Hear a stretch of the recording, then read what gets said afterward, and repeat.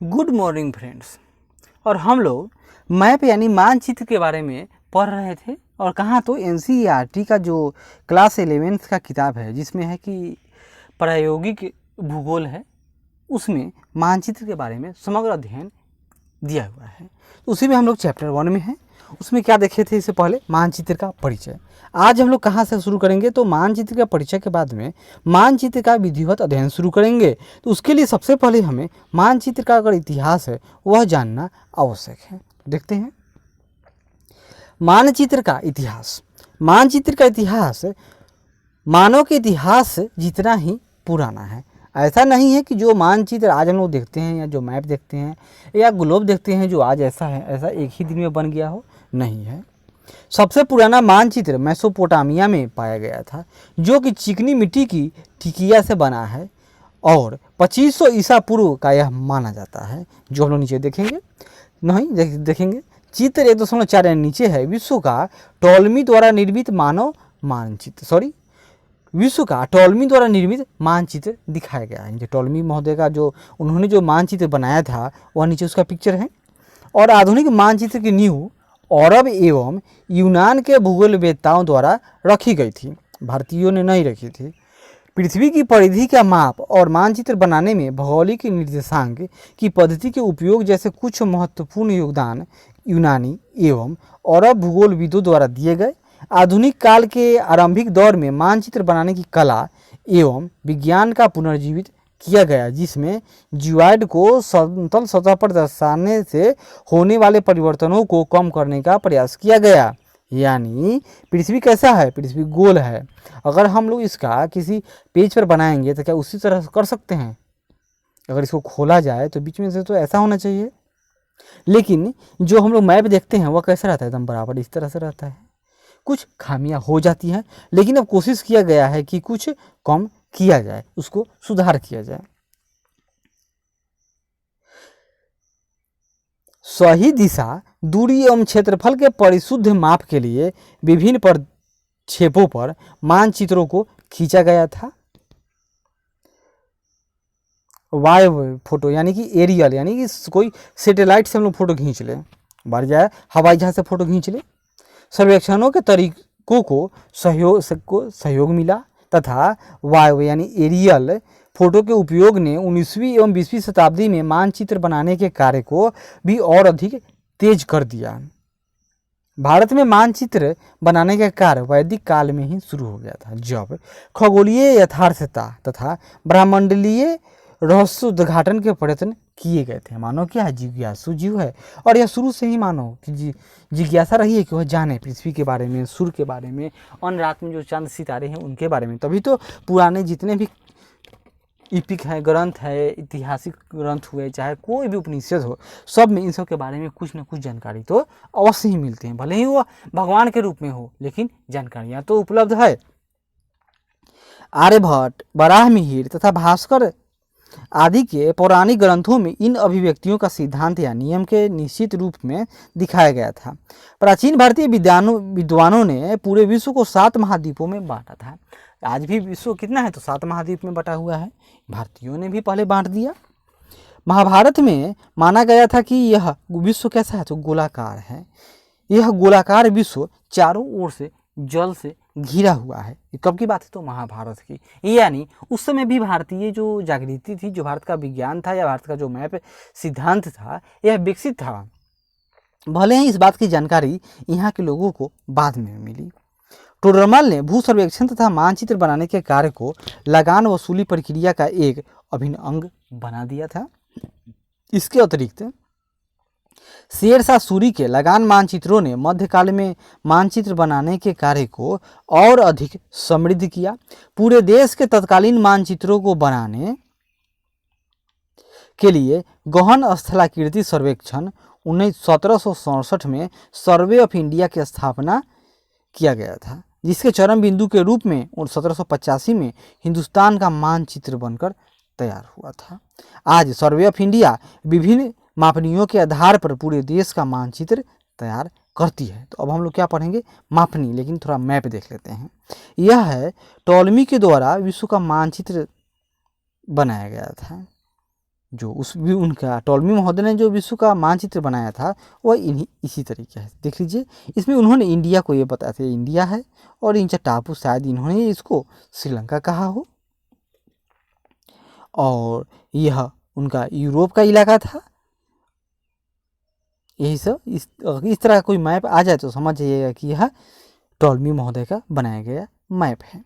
अब मापनी के पर यहाँ देखिए, मापनी पर आधारित मानचित्रों के कुछ प्रकार होते हैं, यानी कि कोई मानचित्र बनता है उसका स्केल होता है, स्केलिंग के जैसे देखिए, मापनी के आधार पर मानचित्रों को बृहद मापनी तथा लघु मापनी में वर्गीकृत किया जाता है। बृहद मापनी मानचित्रों में छोटे क्षेत्रों को अपेक्षाकृत बृहद मापनी के द्वारा, यानी इसमें छोटा क्षेत्र है लेकिन उसको हम विशाल स्तर पर दिखाएंगे। उदाहरण के लिए स्थलाकृतिक मानचित्रों को 1:2,50,000 या 1:50,000 अथवा 1:25,000 की मापनी पर बनाया जाता है। यानी कि मैप में जो हमारा एक है वह बाहर का जो रियल है उसका ये 2,50,000 या 50,000 या 25,000 के बराबर है। गांव के मानचित्र एवं क्षेत्रीय प्लान को 1:4,000, 1:2,000 या 1:500 की मापनी पर दिखाया जाता है, जो बृहद मापनी के मानचित्र हैं। दूसरी ओर लघुमान मानचित्र का उपयोग बृहद क्षेत्र को दर्शाने के लिए किया जाता है। उदाहरण के लिए एटलस मानचित्र एवं भित्ति मानचित्र, यानी कि पूरी की पूरी दुनिया को ही दिखा दिया जाए, वह कहाँ मिलेगा, तो वह लघुमान चित्र पर उसका उपयोग किया जाता है। बृहद मापनी मानचित्र, यह क्या होगा, बृहद मापनी मानचित्र को निम्नलिखित प्रकारों में वर्गीकृत किया जाता है। जैसे यहाँ देखिए, प्राचीन भारत में जो कल्पित विश्व के 7 द्वीप थे वो यही हैं। कौन कौन, तो यह देखिए, भारत खंड यह है, जम्बू द्वीप ऊपर का क्षेत्र है, यानी कि पूरा का पूरा मान लेते हैं कि पूरा एक हो गया। यह पूर्व का था, इसका नाम था साका द्वीप। जो साइबेरिया है, पूर्वी रूस है, और चीन का जो आज का कुछ क्षेत्र है उसका नाम था पुष्करा द्वीप। जो यूरोप है, यूरोप का नाम था कुरुका द्वीपा, और मध्य एशिया का नाम था कुसा द्वीप, और अफ्रीका का नाम था पलास्का द्वीप, और सोमालिया तथा यमन और ओमान के जो क्षेत्र हैं इसका नाम था सोमाली द्वीप। यह महाभारत के समय के जब 7 द्वीप में बांटा गया था वही इसका नाम है। और यहाँ देखिए, जब उस समय का एक आर्यभट्ट महोदय ने जो मैप बनाया था पूरी दुनिया का, यहाँ देखिए, महाभारत में कल्पित चारों ओर से जल से घिरे गोलाकार विश्व का यह मैप है, जिसमें मेरू पर्वत को मिडिल में बताया गया था। मेरू क्या था, बीच में था, और उसी के चारों तरफ बहुत सारे पर्वत हैं जो हम लोग आगे डिटेल से पढ़ेंगे। और मेरू के किधर, तो मेरू के साउथ में हिमालय है। हिमालय भी एक साइड में ही, यानी भारतवर्ष इसका दक्षिणी किनारा था। अब हम लोग देखेंगे भूसंपत्ति मानचित्र और स्थलाकृतिक मानचित्र, यानी बृहद मापनी के कुछ ऐसा उदाहरण हैं। जैसे भूसंपत्ति मानचित्र, एक मिनट, भूसंपत्ति मानचित्र कैडेस्ट्रल या भूसंपत्ति मानचित्र शब्द की उत्पत्ति फ्रेंच भाषा के कैडेस्त्रे शब्द से हुई है। क्या नाम है, कैडेस्त्रे शब्द से हुई है, जिसका अर्थ होता है क्षेत्रीय संपत्ति की पंजिका। इन मानचित्रों को कृषित भूमियों की सीमाओं का निर्धारण कर तथा नगरों में व्यक्तिगत निजी मकानों के प्लान को दर्शाकर उनके स्वामित्व को दर्शाने के लिए बनाया जाता है। ये मानचित्र सरकार द्वारा विशेष रूप से भूमि कर, लगान की वसूली एवं स्वामित्व का रिकॉर्ड रखने के लिए बनाए जाते हैं। ये मानचित्र बृहद मापनी पर बनाए जाते हैं। और गांव का भूसंपत्ति मानचित्र 1:4000 की मापनी पर तथा नगरों का मानचित्र 1:2000 की मापनी पर बनाए जाते हैं, और इसी अधिक मापनी पर भी बनाए जाते हैं। वहीं दूसरा है स्थलाकृति मानचित्र। तो यह क्या होगा, ये मानचित्र भी साधारणतः बृहद मापनी पर ही बनते हैं। स्थलाकृति मानचित्र परिशुद्ध सर्वेक्षणों पर आधारित है, यानी कि यह शुद्ध है, परफेक्ट है। मानचित्रों की श्रृंखला के रूप में विश्व के लगभग सभी देशों की राष्ट्रीय मानचित्र एजेंसी के द्वारा तैयार किए जाते हैं। अध्ययन, उदाहरण के लिए भारत का सर्वेक्षण विभाग पूरे देश के स्थलाकृतिक मानचित्रों को 1:2.5 लाख, 1:50,000 या 1:25,000 की मापनी पर व्यक्त करता है। इन मानचित्रों में स्थलाकृतिक जानकारियाँ जैसे आकृति, अपवाह, कृषि भूमि, वन, बस्ती, परिवहन के साधन, स्कूलों की स्थिति, डाकघरों तथा अन्य सेवाओं एवं सुविधाओं को दर्शाने के लिए समान रंगों तथा प्रतीकों का उपयोग किया जाता है। दूसरा है लघुमान मानचित्र। इसमें क्या होगा, इसमें स्केल और भी बड़ा होगा और पूरी दुनिया को एक छोटे से पेज पर दिखा दिया जाएगा। इसे देखिए, लघुमान मानचित्र। लघुमान मानचित्रों को निम्नलिखित वर्गों में वर्गीकृत किया जाता है, जैसे कि भित्ति चित्र, एटलस मानचित्र या भित्ति मानचित्र एटलस मानचित्र एवं भित्ति मानचित्र में पहले पढ़ेंगे हम लोग। यह मानचित्र सामान्यतः बड़े आकार के कागज या प्लास्टिक पर बनाया जाता है। भित्ति मतलब क्या, यह मूरल पेंटिंग हो गया, मतलब किसी दीवार पर बना दिया जाएगा, जिसका उपयोग कक्षा या व्याख्यान कक्ष के लिए की होता है। इसकी मापनी स्थलाकृतिक मानचित्र से लघु लेकिन एटलस मानचित्र से बृहद होती है। और दूसरा एटलस मानचित्र। एटलस मानचित्र लघुमान मानचित्र है। ये मानचित्र बड़े आकार वाले क्षेत्रों को प्रदर्शित करते हैं तथा भौतिक एवं सांस्कृतिक विशिष्टताओं को सामान्य तरीके से दर्शाते हैं। एटलस मानचित्र विश्व, महाद्वीपों, देशों या क्षेत्रों की भौगोलिक जानकारियों के आलेखी विश्वकोश है। सही तरीके से देखने पर ये मानचित्र हमें स्थिति, आकृति, अपवाह, जलवायु, वनस्पति, नगरों एवं शहरों के वर्ग वितरण, जनसंख्या, उद्योगों की स्थिति, परिवहन तंत्र, पर्यटन एवं धरोहरों आदि के संबंध में सामान्य जानकारी प्रदान करते हैं। और पराकार यानी कि जो कार्य होगा या उपयोगिता होगा उसके आधार पर, यहाँ देखिए, पराकार के आधार पर मानचित्र का वर्गीकरण। मानचित्रों को उनके प्रकार के आधार पर वर्गीकृत किया जाता है। उदाहरण के लिए एक राजनीतिक मानचित्र एक महाद्वीप या एक देश के प्रशासनिक विभाजनों को दर्शाने का काम करता है, तथा एक मृदा मानचित्र, मृदा यानी मिट्टी, सॉइल, विभिन्न प्रकार की मृदाओं के वितरण को दर्शाता है। व्यापक रूप से मानचित्रों को उनके प्रकार के आधार पर भौतिक यानी फिजिकल एवं सांस्कृतिक यानी कल्चरल मानचित्रों में वर्गीकृत किया जाता है। तो भौतिक मानचित्र प्राकृतिक लक्षणों जैसे उच्चावच, मृदा, अपवाह, जलवायु के तत्वों तथा वनस्पति आदि को दर्शाता है। वहीं इसमें देखिए, उच्चावच मानचित्र में क्या होगा, हाइट रिलेटेड। उच्चावच मानचित्रों में पर्वतों, मैदानों, पठारों, अपवाह तंत्र आदि जैसे सामान्य स्थलाकृतियों को प्रदर्शित किया जाता है, जिसमें हम लोग नागपुर जिले के कुछ उच्चावच या तथा ढाल को इसमें दिखाया जाएगा। यहाँ देख लीजिए, यहाँ देखिए, पहले इसमें क्या होगा, इसमें कलर दिया होगा, जैसे 150 से 300 मीटर का जो हाइट है वह इस कलर का होगा। दूसरा 300 से 450 कुछ 150 से 300 वाला सबसे डार्क कलर, ये यानी कौन सा इलाका हो गया, पूरा ये सब इलाका है। और 350 से 450 वाला ये इलाका हो गया, नहीं है, कम डार्क है, ऊपर वाला ऐसे इलाका है। और 450 से 6 मीटर वाला येलो टाइप का है, तो यह येलो इधर है, इसमें भी येलो है, इसमें भी येलो है।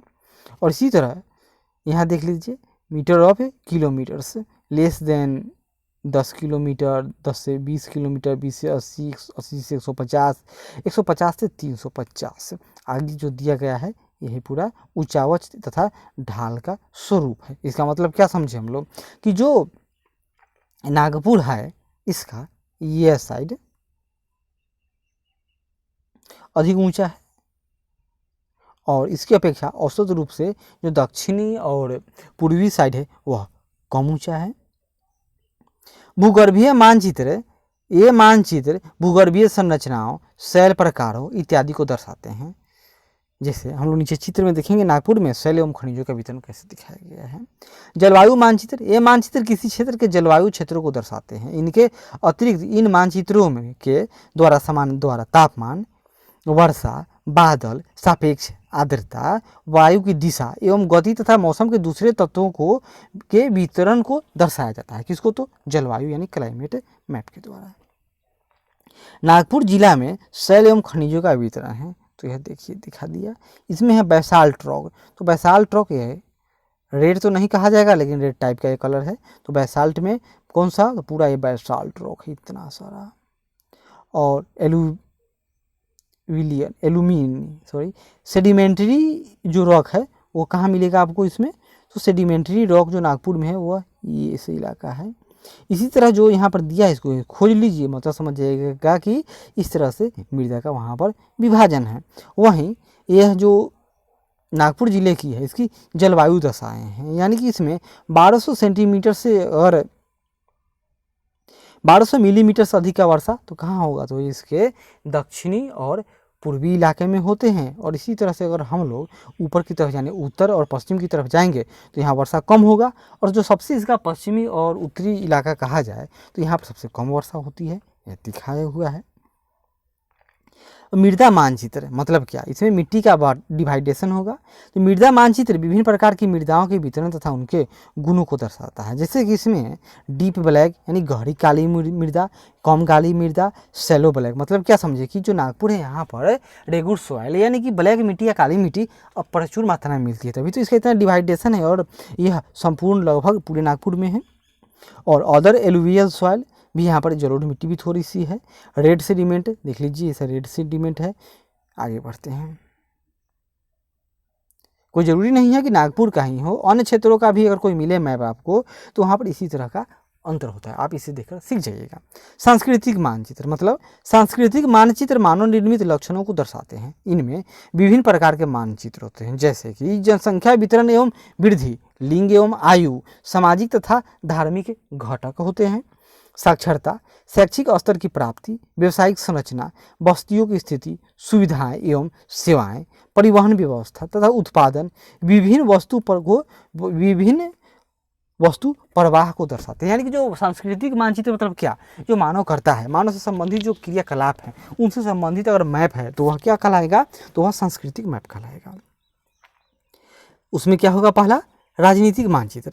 ये मानचित्र किसी क्षेत्र के प्रशासनिक विभाजन जैसे देश, राज्य या जिले को दर्शाते हैं। ये मानचित्र संबंधित प्रशासनिक इकाई के योजना एवं प्रबंधन में प्रशासनिक तंत्र की मदद करते हैं। दूसरा होता है जनसंख्या मानचित्र, मतलब जनसंख्या मानचित्र जनसंख्या के वितरण, घनत्व एवं वृद्धि, आयु एवं लिंग की संरचना, धार्मिक, भाषाई तथा सामाजिक वर्गों का वितरण, जनसंख्या की व्यावसायिक संरचना इत्यादि को दर्शाता है।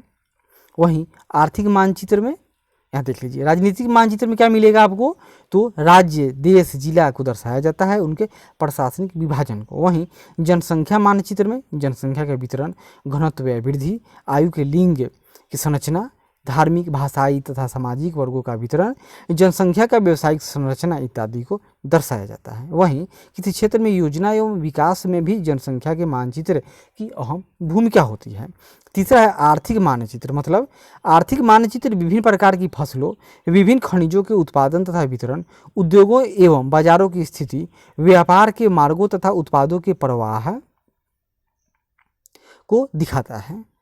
तो यहाँ देखिए नागपुर है, इसी से कोई ज़रूरी नहीं कि आप भी नागपुर का ही देखिए, आपके आसपास का कोई शहर है उसका नेट पर सर्च कीजिए, उसका फिजिकल मैप देखिए, उसका इकोनॉमिकल मैप देखिए, उसका एग्रीकल्चरल मैप देखिए, उसका कल्चरल मैप देखिए, तो आपको समझ में चला आएगी। आगे देखते हैं भूमि उपयोग एवं फसल प्रतिरूपण, या इससे मतलब क्या हुआ, इसमें देखा जाएगा कि कहाँ पर जंगल है, कहाँ पर बोरवेस्ट लैंड है, कहाँ पर ग्रासेज यानी चारागाह है, कहाँ पर वाटर बॉडीज है, नदी है, झील है, समुद्र है, जो इरिगेटेड लैंड कहाँ पर है, जो सिंचित भूमि, असिंचित भूमि कहाँ पर, उन सब के बारे में ब्यौरा दिया रहता है। और यह क्या है, तो यह नागपुर जिला या कोई भी जिला हो उसका अगर औद्योगिक स्थिति होती इसी तरह दिखाया जाएगा, जिस पर इस तरह से उसमें पहले एक सड़क का जो मानचित्र होगा जिसमें रेल की पटरियों, सड़कों, रेलवे स्टेशनों, हवाई अड्डों आदि को दर्शाया जाएगा, यानी कि यह परिवहन मैप हो गया। उसके बाद में उसमें जो उद्योग हैं उनके लिए विभिन्न तरह के सिंबल का प्रयोग किया जाता है, जैसे कि यहाँ पर देखिए जो टेक्सटाइल के लिए प्रयोग है, उसी तरह आयरन एंड स्टील के प्लस का प्रयोग किया गया है, रबर के लिए जीरो है, ड्रग हेवी इंजीनियरिंग के लिए का प्रयोग है, केमिकल फर्टिलाइजर, इसी तरह का उनका एक सिंबल का प्रयोग किया जाएगा। और यही सिंबल आपको इसमें भी मैप में इसी तरह दिखाई देता है, यानी वह रेफरेंस का काम करता है। आगे अब हम लोग देखेंगे मानचित्र का उपयोग। तो मानचित्र का उपयोग कहाँ कहाँ होता है, भूगोलवेत्ता, नियोजक तथा अन्य संसाधन अध्ययन वेत्ता मानचित्रों का उपयोग करते हैं। ऐसा करने में वे दूरी, दिशा एवं क्षेत्र को सुनिश्चित करने के लिए विभिन्न प्रकार के मापन का प्रयोग करते हैं, मापन करते हैं, जिसमें पहला आता है दूरी का मापन। मतलब मानचित्र में दिए गए रैखिक लक्षणों को दो भागों में वर्गीकृत किया जा सकता है, जैसे जो है सीधी रेखाएं एवं अव्यवस्थित या टेढ़ी मेढ़ी रेखाएं। सीधी रेखा वाले लक्षणों जैसे सड़कें, रेल की पटरियां एवं नहरों का मापन आसान होता है, तो सीधा है, माप लिए। लेकिन अगर कोई इलाका इस तरह से होता है, उसका कैसे मापन करेंगे? एक विभाजक यानी चांद की सहायता से या मानचित्र की सतह पर एक मापनी रखकर इसे मापा जा सकता है, किंतु दूरियों को मापने की आवश्यकता प्रायः अव्यवस्थित रास्तों जैसे तटीय किनारों, नदियों तथा धाराओं को मापने में होती है। इस प्रकार की आकृतियों की दूरियों को मापने के लिए धागे को एक छोर प्रारंभिक बिंदु पर रखकर धागे को टेढ़े मेढ़े मार्ग पर रखा जाता है। यानी यह इस तरह से हो और धागा मेरा ऐसा है, ये धागा को यहाँ रख देंगे, उसको इसी तरह से हम लोग व्यवस्थित कर लेंगे और फिर हम लोग धागे को नाप लेंगे कि कितना लंबा हुआ। आखिरी छोर पर पहुंच जाने के बाद धागे को फैलाकर उसकी सही दूरी मापा जाता है। एक साधारण यंत्र वक्र रेखा मापी के द्वारा भी यह दूरी मापी जाती है। दूरी को मापने के लिए वक्र रेखा मापी के पहिए को रास्ते के साथ साथ घुमाया जाता है। यानी कि अगर एक मिनट, अगर एक मान लेते हैं एक नापने वाला इक्विपमेंट है और उसको हाथ से पकड़ लेंगे और इसको हम लोग इसी तरह से उसको चलाएंगे और ये जितना इस पर शो करेगा वो समझ जाएंगे कि वो दूरी उतना हो गया। दूसरा होता है दिशा मापन। दिशा मानचित्र पर एक काल्पनिक सीधी रेखा है जो एक समान आधार से दिशा की कोणीय स्थिति को प्रदर्शित करती है। उत्तर दिशा की ओर संकेत करने वाली रेखा बिंदु को शून्य या आधार दिशा कहा जाता है। हम लोग कोई भी मैप देखते हुए उस पर इस तरह रहता है। इसका मतलब क्या कि ऊपर का जो इलाका है यह नॉर्थ यानी उत्तर है। एक मानचित्र सदैव उत्तर दिशा को दर्शाता है। अन्य सभी दिशाओं का निर्धारण इसके संबंध में किया जाता है। सामान्यतः 4 दिशाएं मानी गई हैं, north, south, east and west. इन्हें प्रधान दिक् बिंदु यानी कार्डिनल पॉइंट भी कहा जाता है। प्रधान दिक् बिंदुओं के बीच भी कई अन्य मध्यवर्ती बिंदु होते हैं, जैसे कि उत्तर और पश्चिम के बीच में उत्तर पश्चिम, इसी तरह उत्तर और पूर्व के बीच में नॉर्थ ईस्ट यानी उत्तर पूर्व, इसी तरह दक्षिण और पश्चिम के बीच में दक्षिण पश्चिम, दक्षिण और पूर्व के बीच में दक्षिण पूर्व। इसी तरह हम लोग बहुत सारे इसको डिवाइड किया जा सकता है। और क्षेत्र का मापन तो प्रशासनिक एवं भौगोलिक इकाइयों जैसी आकृतियों का मापन मानचित्र की सतह पर किया जाता है। मानचित्र उपयोगकर्ताओं द्वारा क्षेत्र को विभिन्न तरीकों से मापा जाता है। वर्गों की एक नियमित शैली के द्वारा किसी क्षेत्र की माप की जा सकती है। हालांकि यह विधि अधिक परिशुद्ध नहीं होती है। इस विधि द्वारा क्षेत्र को मापने के लिए एक प्रदीप्त ट्रेसिंग टेबल के ऊपर मानचित्र के नीचे एक ग्राफ या आलेख या पेपर रखकर मानचित्र को वर्गों से ढक लें अथवा स्क्वायर शीट पर उस क्षेत्र को ट्रेस कर लें।